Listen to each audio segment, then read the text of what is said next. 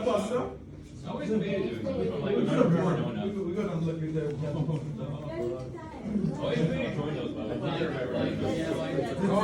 Yeah, once it's free. You need to put that to choose each other.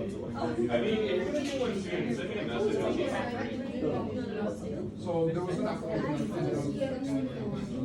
But obviously, I can't go for that one.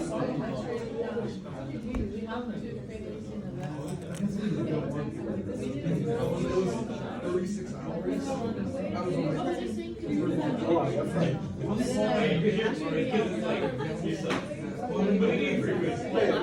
It is a transition. Isn't there a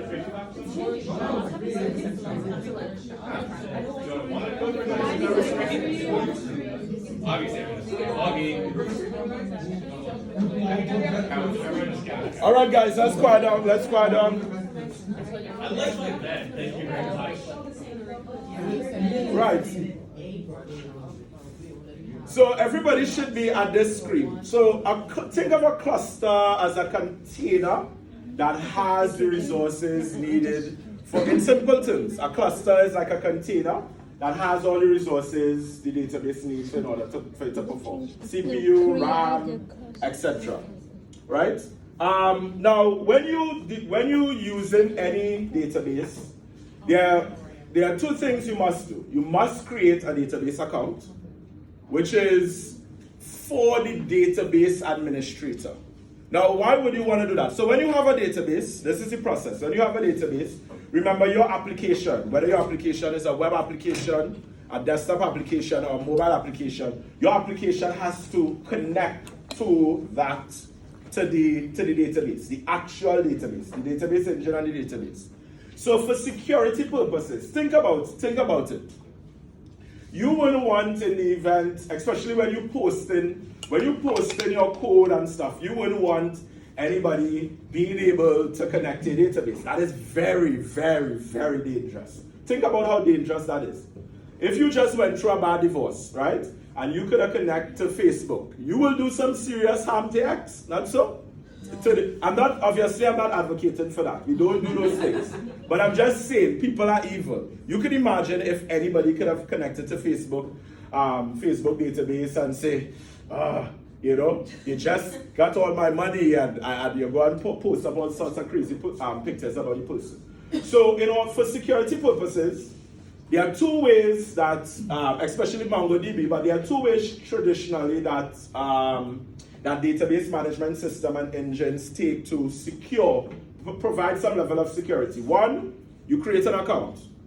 Now, you could create multiple accounts and give people different access. So if you are the backend developer, I may just want you to have the ability to read and write. I may not want you being able to delete the collections. I'm the database administrator. Let's assume I'm the database administrator. I'll have all access. I could delete collections, I could delete documents, I could read, I could write. If you are the backend developer and you're new, especially when you're new, right? The database administrator may not trust you to give you that entire power to have total access to the database. So they will say, okay, these are your credentials in the app. This is the credentials that you will use to connect to the database, but you're restricted. You may only have read access. They may give you read and write, right? But they wouldn't give you the entire access to the database. So how do we do that? So we're going to create an account. Now in this realm, we are the database administrator and the programmer. Because it's only us, right? So you go to database access. Now because I did this last semester, I'll just delete it so we could do this from scratch. Right, so when you click database access, for all of you all, this should be empty. Everybody with empty. You click add new user. You could choose a username. Now, obviously you have to remember the username because whatever you type here and here, you need to use that in your code in order to connect to the database. Remember that. So I am going to put my password as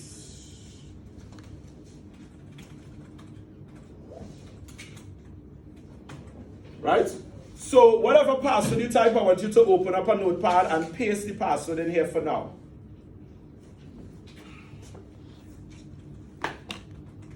because you're going to come back to this. You're going to forget it. And we're not. Right. Here's where you set the access. So you see, like if I put read and write to any database, only read any database, Atlas admin, we are the administrator and the programmer. So the account that you create, set Atlas admin. And then you click add user. Now remember the password that you set. Do you save as temporary user? No, this is a permanent user. Yeah. So this is the user account. This is the user account that we will be connected from our Express application to the Node.js, right? For this particular database. Next, you have to provide, so this is a double security. Most DBMSs step up to this point, MongoDB takes it to the next level. So they have one, you must have a user account. Now obviously the only person who's going to have Atlas, access to the Atlas is you, right? So it's only you have access, or whoever is the administrator or the full stack developer. The next security access is to restrict the IP addresses, right? So the only IP address that should be able to talk to this database is the server that your application sits on, right? Which is your Heroku IP address. Now, because you all are going to be developing locally and you all are going to be developing at different places, you cannot keep adding IP address everywhere you go. Because everywhere you go, like, okay, when you in Seneca, you would have an IP address. If that IP address is not in the system, you're going to keep failing when you try to connect to the database. When you go home, you're going to connect to another network, your IP address is going to change, right? Because your server is now on another network. So to avoid that confusion of everywhere you go by your boyfriend, your girlfriend, your Netflix buddy, whatever. You don't want to be adding all those IP addresses. That is stressful because you're going to also forget. Because I had a student, they forgot that. They was like, no, sir, I want to do this. That's all right. And they forgot about this. And they spent 3 hours trying to troubleshoot what the problem was. And the problem was this. So what we're going to do is allow all IP. Now, you will never do something like that in the real world. Make sure you note that down. You will never allow all IP address. That is very dangerous. Now, because this is a development environment and because you all will be coding in different places, that is why we're doing this. But when you go and work for a company, you're going to have a dedicated development server. So it will just be that IP address. You will have a dedicated production IP address. So you will just have 2 IP addresses, right? So you go to network access. Let me delete this again. You click add IP address. Here is where you would say add current IP. So this is the IP address of this machine. You're not going to do that because if you go home, it's not going to work. So what you're going to do is say allow access from everywhere. Now again, please note this. This is dangerous. You're never going to do this in the real world. We're only doing this because you're going to be coding here, you're going to be coding home, your Netflix buddy, your girlfriend, your boyfriend, whatever. You're going to be coding different places. And you don't want to keep adding because you're going to forget. And then you're going to get an error because sometimes MongoDB gives you some weird error and it doesn't tell you. It will just tell you can't connect. And you'll be like, why? Sometimes it doesn't give you very specific error messages. So you click allow access from everywhere. Make sure note this. This is dangerous. You're not going to do this in the real world.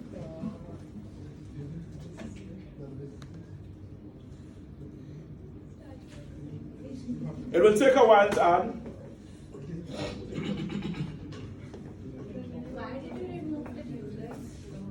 Because I wanted to do it from scratch. This is for my account from last semester. We don't need to do No, because when you create, this is your first time, so you would have no user. So I only deleted the user to show you how to do it from scratch. the comments in here?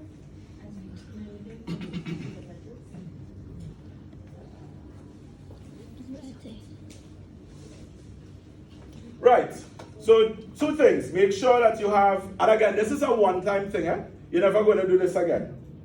1 user account. Again, you will only have multiple user accounts if you have multiple programmers and you don't want them having all the same access. That is the only time you will have multiple user accounts, right? And then network access. Please do this. It's going to save you at least 5 hours from troubleshooting code and making you say, you know what, screw Kadeem, I don't like him, this Trinidadian boy, like to stress people out, or whatever. It will save you a lot of those, because sometimes I'm home and my earbell, in my country they say when the earbell is ringing, that means people are talking about you. I said yes, I feel it's this class. Right. So make sure you have those two things. Right? After we have those two things, we have to get something called our connection string. That connection string is what we're going to use in our code to connect to the database. Right? So you go to cluster.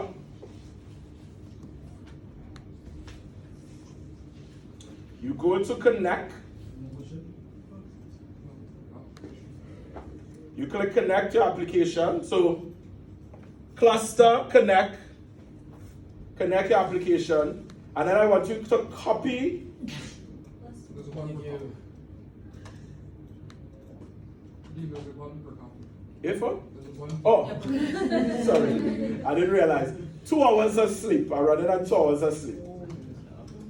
You all saw the time I was up putting up notes and stuff. I didn't even sleep yet. I sleep after I put it up. Right. Now paste this in your notepad because you're going to be using this code. Let's talk about this. So this is what you call a connection string. Whether you're using MySQL, MongoDB, whether you're using Cassandra, Firebase, Oracle, in order for an application to connect a database, you must have a connection string. Your connection string typically consists of two things: the username of the account and the password. So I want you all to remove your password here.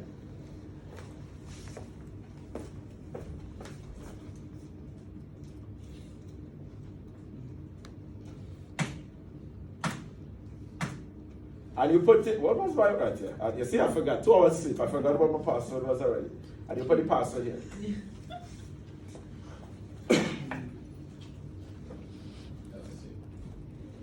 The next thing is, this word that comes after the MongoDB.net represents the name of your database. So MongoDB spits out a default name test. We're not going to call it test. We're going to give it a proper name. Now, what I did, we're going to be over the next 3 classes today, Wednesday, and Monday. We're going to be building that task management app that I drawed out for you. 1 second. We're going to build that task management app. So we're going to name the database something that pertains to that. Go ahead. So, there'll be a quiz on Wednesday, right? If what? There'll be a quiz on Wednesday? No. We had a quiz on Wednesday? No. The quiz will be, because we haven't, because it's a database and we do database today. So I'll push the quiz. I'll push the quiz to next week Wednesday. Y'all wanted practical or theory? Y'all sleep on that and tell me Wednesday. Sleep on it and tell me Wednesday. Sleep on it and tell me Wednesday. I personally rather theory exam because it's easier for me to mark. Practical, I have to download everybody. Then people don't follow the rules, so I have to go into a code. And then all my hair will just be falling off. And then I have to make sure I have a bottle of vodka right next. Listen, I know you all stressed. You all sleep on it and then tell me. If you all want a theory exam, we'll do theory. Theory?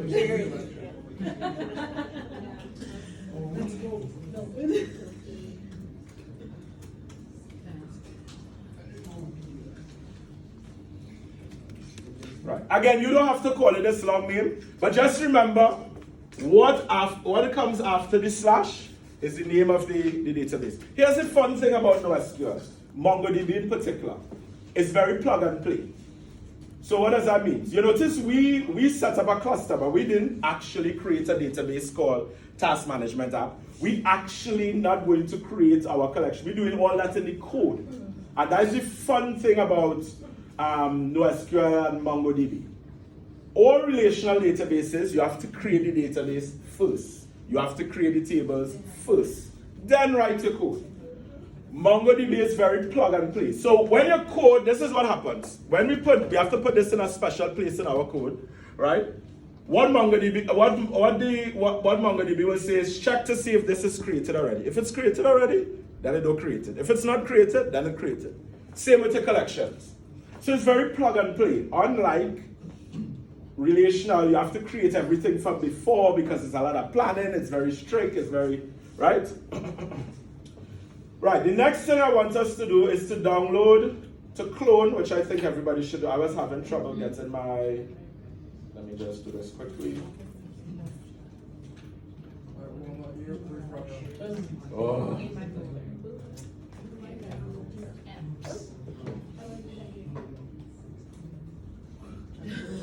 Just pray a little bit more.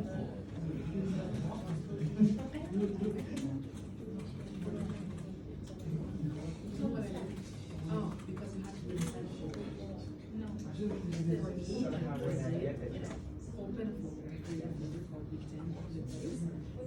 So no quiz. I'm glad that you all remind me. 'Cause I'm gonna come to class and be like quiz. But then I always put up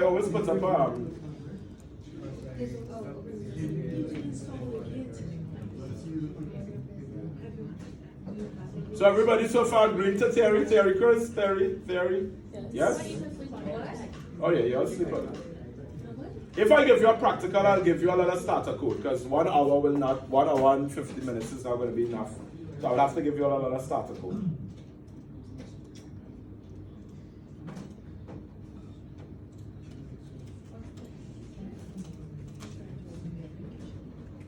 We have a take. If what? We have a take. Sign it, Dad.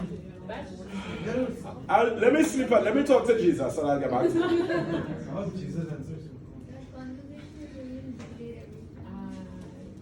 I'll think about that if you all have a take-home quiz.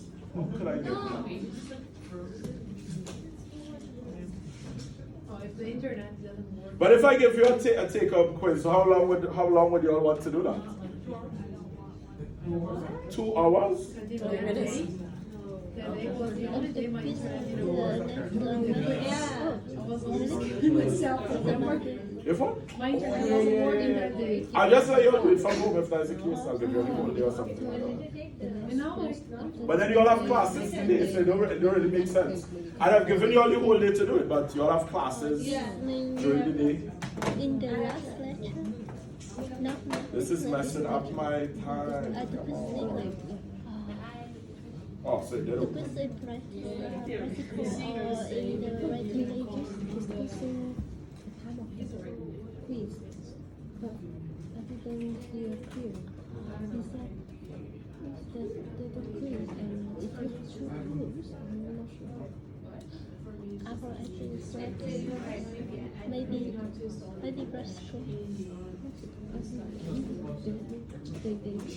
Okay, let me ask you to. Oh yes, this isn't this stuff. Oh my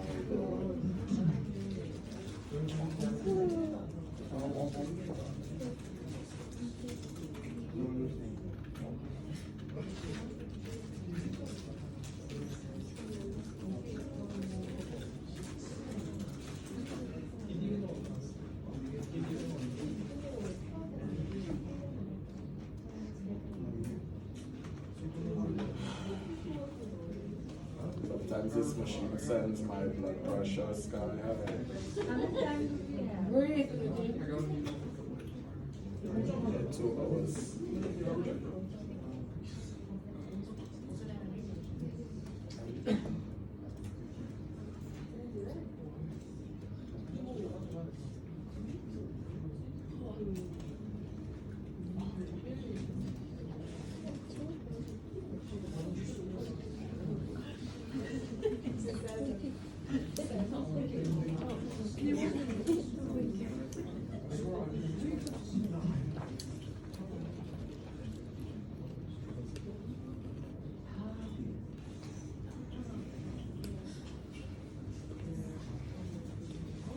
Right, so I hope everybody clone the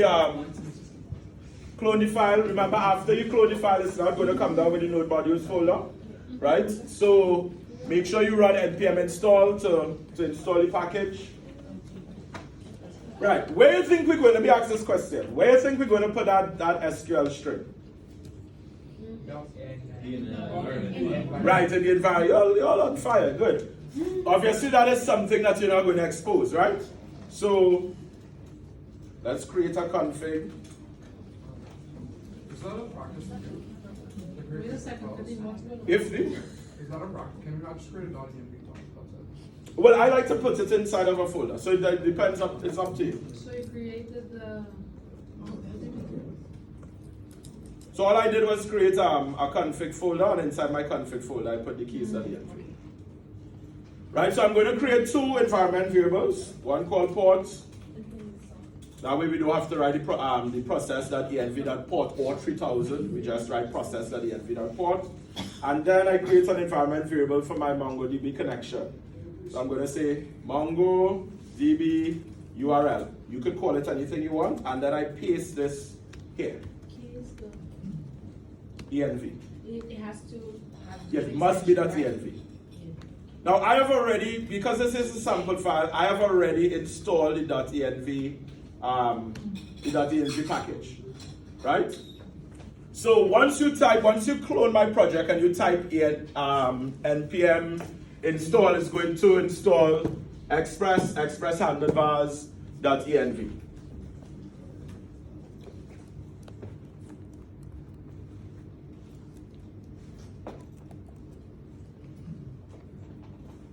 Right, when we run this,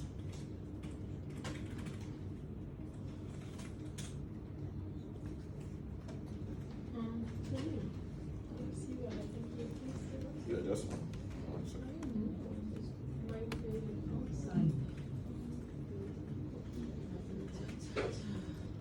Right, let me just run through the app that we'll be doing for the next 3 classes.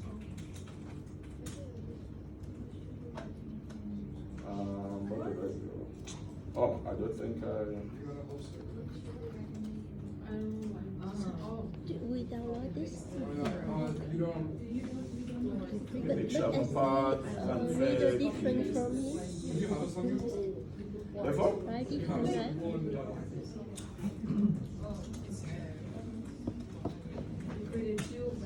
You need to open create a new folder and then give code. Right. Hello, yeah, and then the V.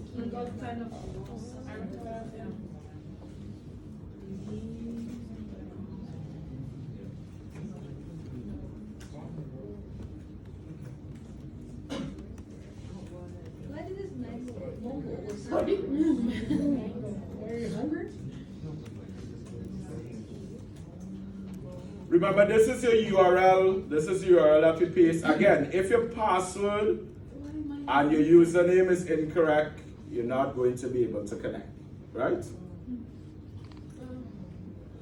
Mine created like another package block JSON. Yeah, that automatically installs. I have 2. Mongo. I'll come and check it just now. Let me just run through. Okay, so let me just run through the app. So far, obviously, static, it's not connected to database. So basically what we're going to do, we're going to create, very simple, this is just to demonstrate all the concepts of the project. We're going to create, what time does class end? 1:30, okay, good, we are time. Because I keep seeing people watching inside, I don't know if I overtime. So we're going to create a task management app that allows people to create an account, log into the account, create a task, set a reminder, and then when the reminder date is near, it shoots them an SMS or email saying your task is upcoming, right? So we're going to start off very, very basic. So it's a task management app, nothing special. All it does, it allows people to create an account, log into their account, create a task, view their task, edit their task, delete their task, right?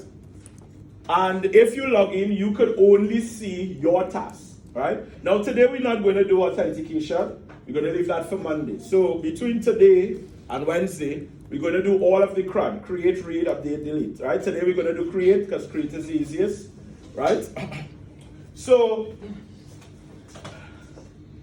I have a login page, I have a registration page, you have a task dashboard. Now, this is how you, again, we're not going to do the login, so we're just going to allow people to just click add a task, go to a form, enter the data, add the task, then it will redirect them to this page showing all the tasks that they have, right? Very, very simple. Today we may only get through just the adding the task, right? I already created all the forms, I set up all the routes and all that. So, how do we connect to MongoDB? Now, you have two ways. You could either install the MongoDB driver, which is the software, which is some software that would know how MongoDB works, and we could communicate with the driver, or we could use something called Mongoose. So let's talk about what is Mongoose, and then we'll come back to code. So when you're dealing with databases, there are two schools of thought in terms of how an app connects a database. You can either learn the query language and write the query language and let the server-side code execute the query language, or you could use something called an ORM or ODM. So let's backtrack. If we were using MySQL, right, which is a relational database, we would either have to learn what is the query language for MySQL? SQL. What is the query language for Oracle? SQL. Right? So if we were using a relational databases, there are two ways we could have connected our database. Learn SQL or use something called an ORM. Right? Now, what an ORM does, an ORM hides, it allows the programmer to communicate with the database without learning SQL. So think of an ORM as a library that hides certain level of abstraction, where it allows a programmer to connect a database without learning SQL. Because think about you being a full stack developer. Think about how many things you have to learn. You have to learn HTML. You have to learn CSS. You have to learn a CSS framework. You have to learn a JavaScript framework. You have to learn a server side. Now you're telling me you have to know database and SQL. That's a lot of things a full stack developer. So the second way is using something called an object relational mapper, which basically it allows the programmer to communicate with the database without knowing the query language. So basically what the ORM is, it allows you to interact with the database as if it's an object, just by calling methods. You want to insert, we call a method. You want to select, we call a method. You want to delete, we call a method. So that way you don't have to learn SQL. Now, same with MongoDB. Remember, MongoDB is not a relational database. So therefore, MongoDB has their own query language. They don't even use SQL, right? We're not going to be learning MongoDB query language because that would be too many things for us to cover in this short space of time. So what Mongoose is an ODM, an object data mapper. So it does the same thing an ORM does. ORM is for relational databases. ODMs are for NoSQL databases, right? So basically that is what Mongoose is. So Mongoose is an object data mapper, right? It hides, it allows us to interact with the database without learning MongoDB query language. So when we want to pull things from the database, all we have to do is call a method called find. We don't have to go and write MongoDB or learn MongoDB query language. If we want to insert, we call a method called save. If we want to delete, you call a method called find by ID delete. Very, very simple. So there are two ways you can interact with a database of an application. You can either learn the query language, or you could use an ORM for relational databases or an ODM for NoSQL databases. Now, who could think of what is the disadvantage of using something like Mongoose? Because it comes with a disadvantage. You don't understand actually the philosophy. Okay. Anybody wants to add anything? What do you think would be a disadvantage? Let's control. Okay, I can accept that. Let's control. Anything else anybody want to? Because there is a disadvantage. Everything in programming, if there's an advantage, there's a disadvantage somewhere. Always remember that. Think about it. If all databases, you interact with it with its raw native query language. All relational databases is SQL, NoSQL databases have their own query language. If we're using Mongoose, which is an ODM, Right, now remember, MongoDB still have to get the querying statements being executed to it. It's just that Mongoose does that for us behind the scenes. What do you think is the disadvantage? Slower. Obviously it will be slow. Because it has to do the conversion. We just don't learn the query language, but it does the conversion behind the scenes. If we were, like, let's assume we were using MySQL and ORM is SQLizer, right? That would do the same thing. We don't write SQL commands, but it converts. So we call methods, and behind the scenes, it's going to write the SQL first. So again, everything has pros and cons. So Mongoose helps us not have to learn MongoDB querying language, right? It has some similarities to SQL, but it's different. It's different. So it allows us to view the entire database as if it's an object and we just call it methods. So in order to use Mongoose, what do you think we have to do in our Node app? We have to install the package. So you type npm install Mongoose.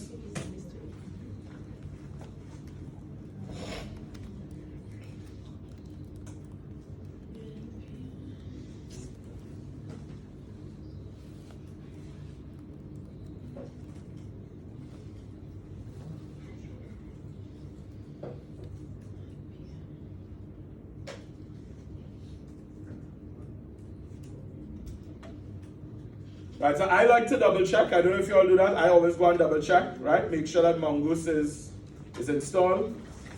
So Mongoose allows us to connect to MongoDB, and it allows us to query MongoDB without learning MongoDB query language, right?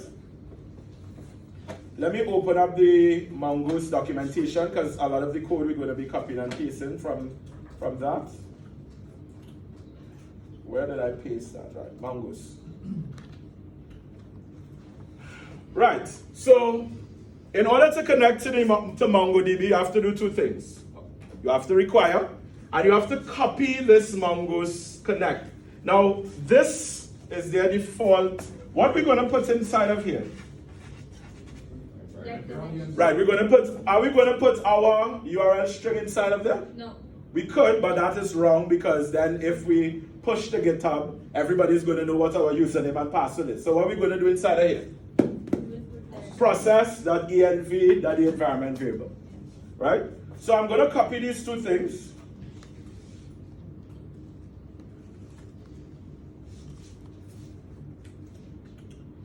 So let's put it above here. We're going to cut this because I like to have all my requires to the top. I'm going to push this to the top. Right, and then I'm going to remove this.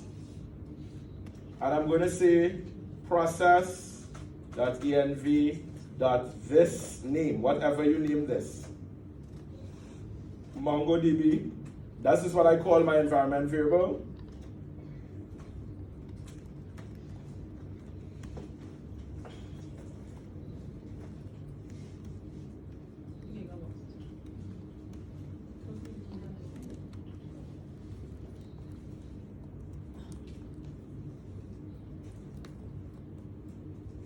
We'll talk about what this is on Wednesday. Ignore this for now.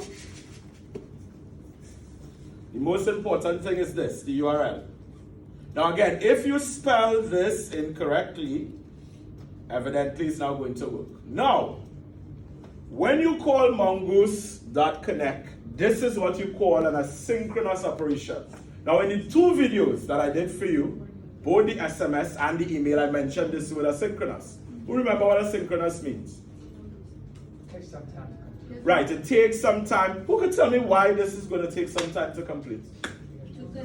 Because it's another server. Yeah. Our order will be on Heroku. MongoDB is hosted on Atlas, wherever their server is. So we don't know how long this is going to take.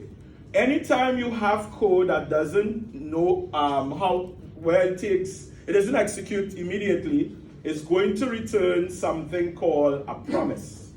Right? Now we'll go into promise thoroughly for now, all you need to know what a promise is. So what is a promise? A promise is an object that is returned that says, I promise to do this. If it's complete, I promise to resolve the promise I make to you, or I am going to reject it. For example, let's look at a real life example. When you book an Uber, right? When the driver accepts the Uber request, they generate a promise. The promise is that I'm going to pick you up at your location. But that don't always happen. That don't always happen. They could either resolve the promise, which is come and pick you up, or they could reject the promise. Right? And that is what a promise is. An object that says, I promise to complete this, and if I complete this task, do this, else, if I don't complete this, I will reject the promise, just like the Uber driver. When you send, you say, okay, pick me up at Seneca Building E. They accept. They just generated a promise. Because as a synchronous operation, your Uber driver is not going to appear as soon as you press the button. Right away, that is a synchronous operation. It's going to take some time for the Uber driver to come to you. Within that time, several things could happen. He could get an accident, he or she could want to use the washroom, or what, several things could happen. They could either resolve the promise or reject the promise. So a promise is an object that is returned in a synchronous operation where you could either resolve it or reject it. Because if your URL is wrong, the promise is going to reject the connection. Think about it. How could you connect to the database if the URL is wrong, right? So anytime you have an asynchronous operation, it's in modern JavaScript, it returns a promise. Now, how do you watch code and know it's a promise? Anytime you see .then and .catch, that indicates right there promise is being returned. So you move the semicolon, because if you have the semicolon there, you can't catch the promise. You come in a new line and you say .then, brackets, no semicolon, then you put .catch. So let's talk about these two things. .then, in both of these, you have to put a callback function. The callback function in the .then will only be called if the promise resolves the promise that they made, which is to connect to MongoDB. If for some reason some error happens here, it's going to reject the promise and end up in the catch. So both of them has to receive a callback function. So in here I'm going to put my callback function. So I'm going to put a comment here.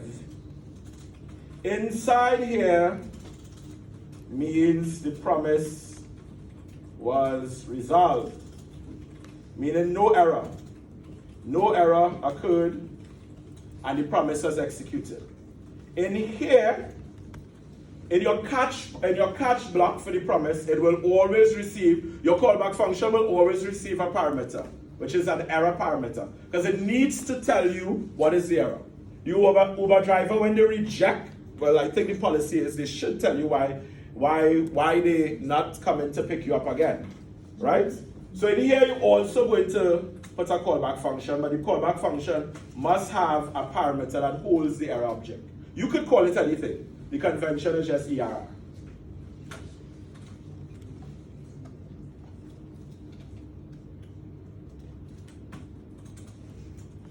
Right, so in here you just print out, you could just print out what the error is to know what the error occurred.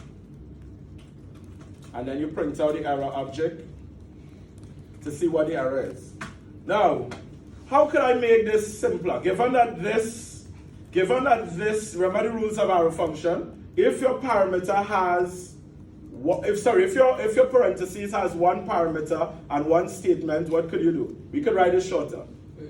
Right, you could write it in one line. Remove the parentheses, remove the braces. Remember, this is an arrow function. Yeah. So if you have one parameter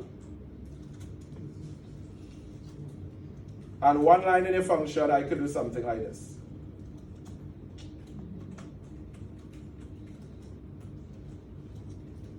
Remember, if you put semicolon here, your promise is not watched. The then will be, because it's going to think that this entire thing is one statement and you can't. Remember to remove the semicolon here.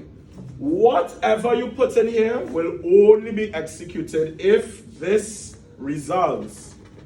If for some reason, some error, and typically you'll get an error if your MongoDB URL is incorrect. Sometimes you just have to restart it if you copy the wrong thing. Right, so what do you think we're going to put inside here? We just connected. We want to test to see if we connected. So just put a console that says, just like for the web server, that's what we did here. Right? So we're going to put a console connected to MongoDB. Now, if this doesn't execute, if this fails, then you absolutely know that something is wrong. Right?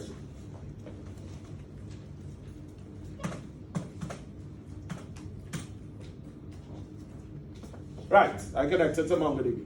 Now watch out what I'm going to do. I'm going to do some madness here.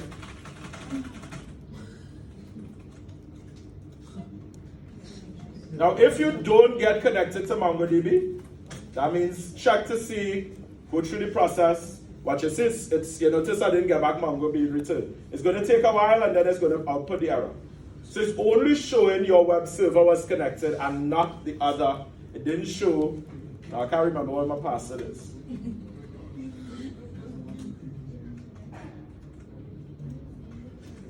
Everybody get MongoDB connected? Yes. Oh Lord. What do I do now?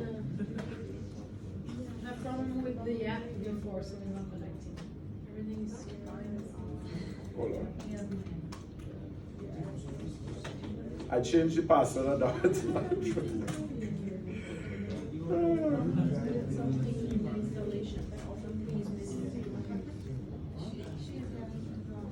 It's still telling me permission denied, but hold on. Oh, I didn't see. It's because of the URL. It's the URL.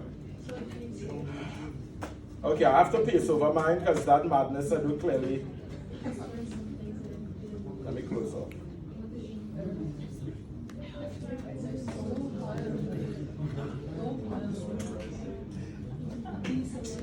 Oh my God, I don't want some.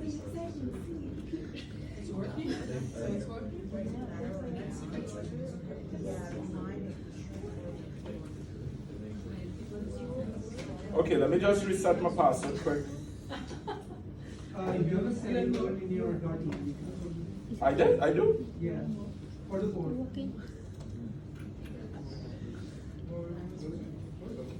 Oh, how that appear? How that reappear here? We just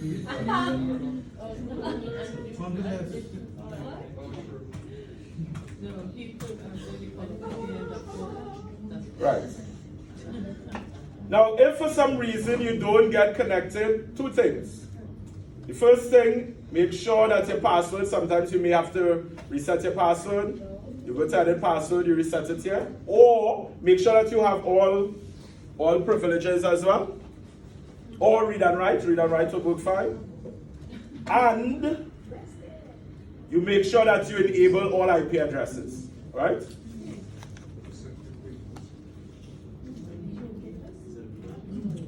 Right, so the main thing we know now we can connect our databases, so now we can perform our CRUN operations.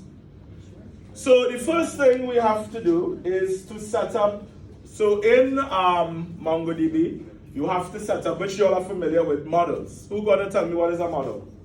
Or what are models? No, from the MVC perspective, what are models? Files that contain all your database code, right? Yeah. So Always going to put the pictures and the stuff in the other Yeah. database. The same Yeah. order. So create a folder here called models. Now in here, so with MongoDB, this is how your models work. Every collection that you have will represent a file. Every collection that you have, you create a JavaScript file. So in this, we will have two collections. We will have a user collection, and we will have a task collection, right? But for now, we just created the task collection. So in here, we're going to create task.js. Does it have to be task.js? No, you could call it anything you want. Now, in order to create, so in here, so again, every collection, make sure you know that, every collection in your, every collection that you have in your MongoDB or intend to have, you're going to have a JavaScript file, one JavaScript file that represents that. Now, remember we said that in MongoDB, despite the term is that it's supposed to be schemaless, we know that obviously that's problematic. It's going to be schema-light. So one of the rules according to MongoDB is that every file that represents a model, you're going to specify the structure that your documents are going to follow. So therefore, you're going to create a schema. Now, the schema is flexible, right? It's not as rigid as that, but that's the rule. For every model file that you have, you're going to have to specify a schema that is going to represent all of the documents going into the collection. So task.js, we're going to create, obviously we're going to have a task collection. In that task collection, we're going to specify what is the structure of all the documents. Remember MongoDB, you don't say tables, you say collection. Inside a collection, you put documents. We specify the shape that each document is going to have. So if you go to the Mongoose, and again, this is on, if you go into week 10 and you click Mongoose, it's going to take you to here. You click read the docs. You click on defining a schema. I want you to copy all of the code. You're going to delete a lot of code. And read what it says here. Everything in Mongoose starts with a schema. So the rule is for every collection you have, you create one file, right? And in that one file, you specify the schema for your documents that are going to be in the collection. So each file really represents a collection in your model. That's basically what it is. So if your application is going to have 5 collections, you're going to have 5 JavaScript files, and each of them is going to have a schema each. So let's copy the code.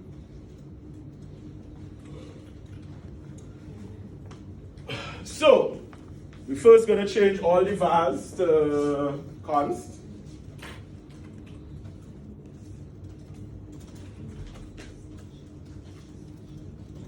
So here they give you a snippet of how a schema looks. Obviously we're not going to be creating anything block, so we're going to call our schema task schema. So we're going to change this block to task schema.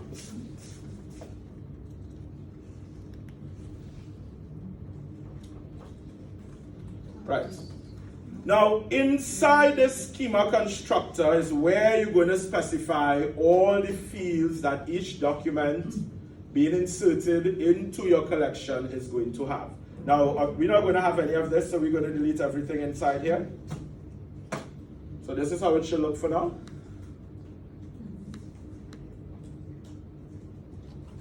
So let's talk about what are some of the properties that we're going to have for our task, for each task. Name, description, no, not price. We're following basically this. Title or name, description, reminder date, right? Now, in MongoDB, you notice in when you're creating a table in NoSQL, what is one of the rules you do when you're creating a table? Right, you must have a primary key. You don't have to do that in MongoDB. MongoDB generates, every time you insert a new document into a collection, it automatically generates a unique key. So you don't have to generate any, you don't have to indicate any primary key, and that is automatic. And you'll see when we insert. So these are the 3 fields that we're going to need: title, description, reminder date. So here, this is the syntax. Inside the constructor, so we're going to say title, colon, open, close. Now, for each of the fields, you could specify the type. Is it a string? Is it a number? Is it a date? Is it a float? Is it money? Right? And you could specify if it's required or not. So for every field, you put colon and you put your braces, and here we're going to put two other fields, type and required.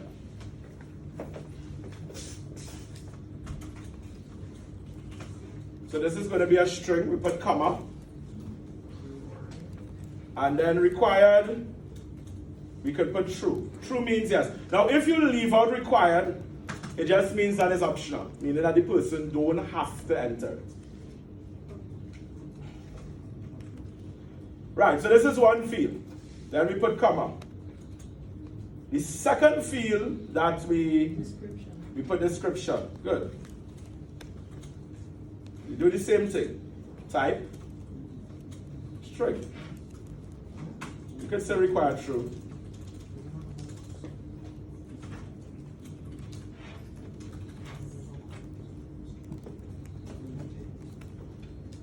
We put comma. Always requires, right? Yeah, required. And then you put the D, and then ED. you accept. There's like another option that accepts require. Oh, Because, it's you know, required. The one we use for. Oh. To connect. Reminder dates.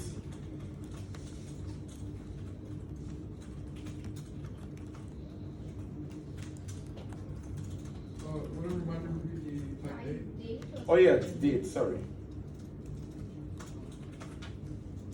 And we're going to add another field. Oftentimes when you insert things into your database, in any database, you may want to know when it was created. Yes. So we could say date created. But that one is going to have a default value. Right? And this allows your database administrator to audit. Even in relational databases, every time you insert a record into a table, the DBMS should automatically generate what date and time that record was created. That is for auditing purposes. So if people do any funny business, the database administrator can come in and see. Likewise with this. So we're going to add another field.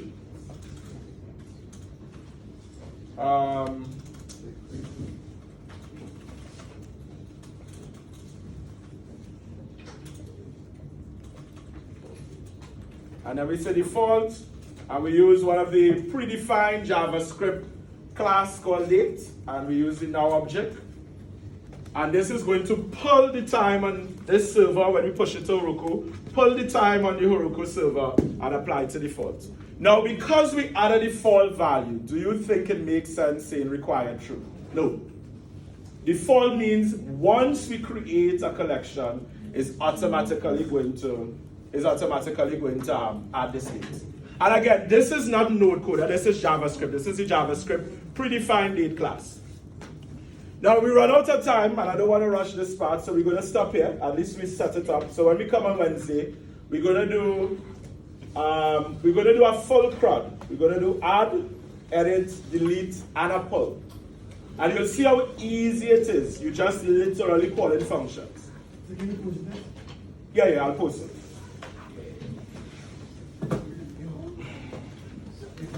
These data types are from JavaScript or? No. Okay, so great question. The data types are MongoDB data types, right? Not JavaScript. Remember, JavaScript is loosely typed. So these are MongoDB data types.